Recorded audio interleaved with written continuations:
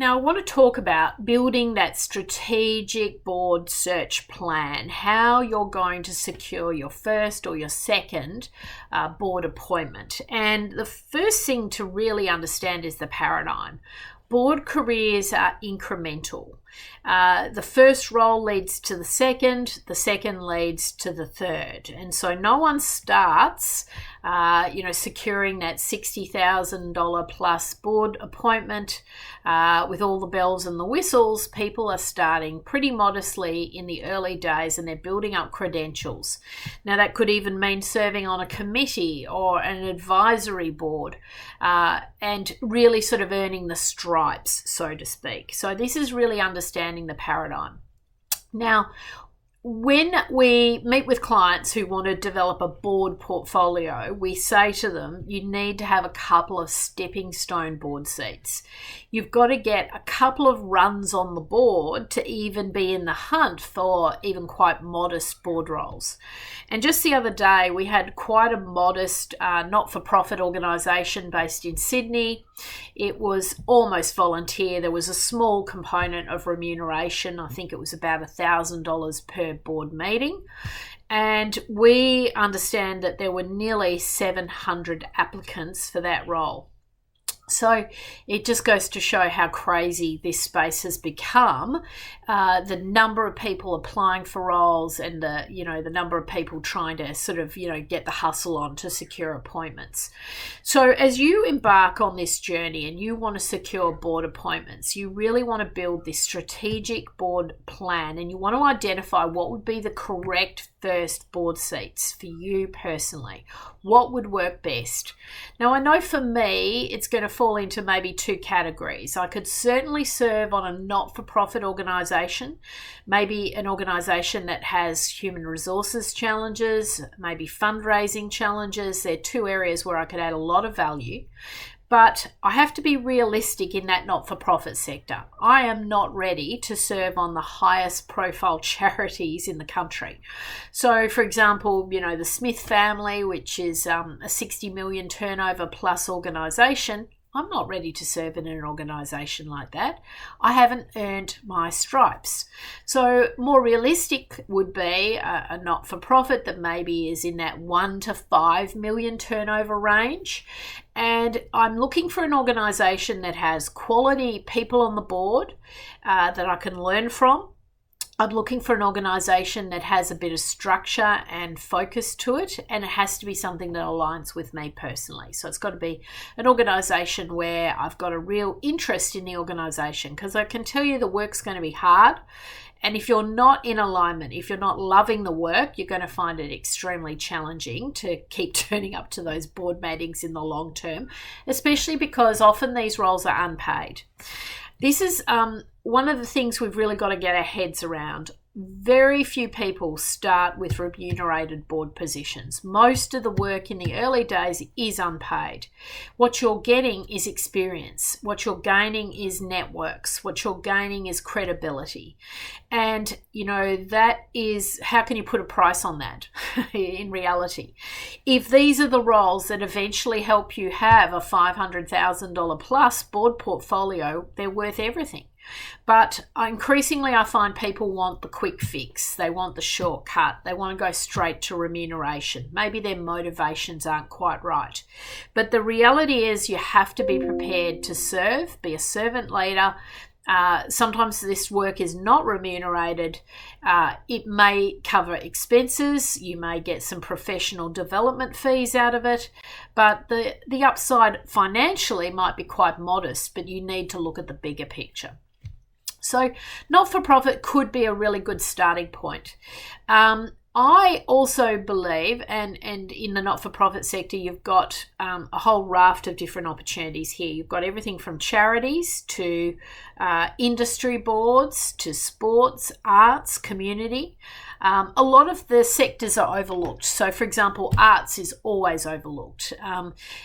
Arts is a fabulous place to get a start because you're often finding very influential people on those boards of art boards. You often find quite high net worth individuals who give their time back in the art community. So whether that be, sort of artistic, painting, gallery type organisations, right through to performance arts, it's a whole diverse sector. So a huge opportunity to serve in areas. And what you want to try and do is pick an organisation that has, cachet, good people around it, but will also help you further your personal career. And it's okay to be a little bit self-focused, because these first appointments do set the tone for the future. You can also really focus in on this more private commercial sector, which is the early stage high potential sector. So this is the startups and the upstarts. And I personally love this space. So huge opportunity to serve on advisory boards, help businesses secure funding, help businesses get off the ground. It's a great place to play, and it can add a lot of, kudos to your CV, because you might be working with cutting edge technology. You might be working with artificial intelligence businesses. I'm on the board of a SaaS AI platform that's really disrupting the procurement market, for example. And I'm gaining a lot from that experience. So I'm helping that organization raise capital. I'm helping that organization prepare for Series A. I'm putting the right talent around the organization. So I'm getting a lot from the appointment, plus it adds some real value to my sort of portfolio, and it might help me secure down the track another private equity backed opportunity in that technology space, which is my end goal. So you've got to be clear on what your end goals are, and you've got to map out the goals for your board career. You've got to be very, very specific. And I would encourage you to look at this quarter on quarter. What activity are you doing for this quarter to secure what type of role, and just focus on that. We often find that people get a little bit too scattergun. They're trying to do everything. They're bouncing around from this type of role to this type of role. They're trying too many things at once. And the more laser sharp your strategy can be, the more likely it is you're going to execute on that plan. So, for example, if my mission was to secure the next correct board seat for me, it would be a human resources technology business. Okay, so it would be something that is approaching Series A, or maybe from Series A to Series B. So I'm looking for human resources, technology, disruption. I'm looking for that type of organization. That would be the correct next board seat for me. So then I start to think about, well, where do those organizations sit? So I'm going to look at accelerators, incubators, private equity firms, venture capitalists. I'm going to get my pitch right. I'm going to start to follow certain organizations. I'm going to pull down some reports that tell me who's pulled in the funding in these areas. I'm going to be laser sharp with my networking strategy and how I'm going to connect to those organizations, and I'm going to be laser sharp about my value proposition. This would then take up all of my focus for the next quarter. That's all I'm focused on, trying to secure that one role. And I'm not going to move to step 2 until I've secured that appointment. That's how diligent you have to be. And I have to think about the relationships that I need to forge, the chairs, the non-execs that I need to connect in with. That is going to really sort of deliver the results. Now, the next thing I've got to do is I've really got to allocate the time to it. And I can't tell you how many people would love to serve on boards, but they allocate little to no time to these endeavors. So, this is going to take up my focus. There's going to be a really clear action plan. I'm going to be doing this activity week on week. I'm going to be reaching out to the right people. I'm going to be following certain organizations. I'm going to have inbound, outbound strategies. So what I want you to do as an exercise, I want you to create your board search vision board. What is the correct stepping stone board seats? For most of you watching this video series, you're aspiring, you're looking to come into the market, you're looking to build up your expertise. So what I want you to do is really concentrate on building out those correct stepping stone board seats and mapping it out. What are the target companies? What are the industries? What are your personal goals and milestones? Where are you going to celebrate? What are the actionable steps that you need to take just this week to move closer to your goal.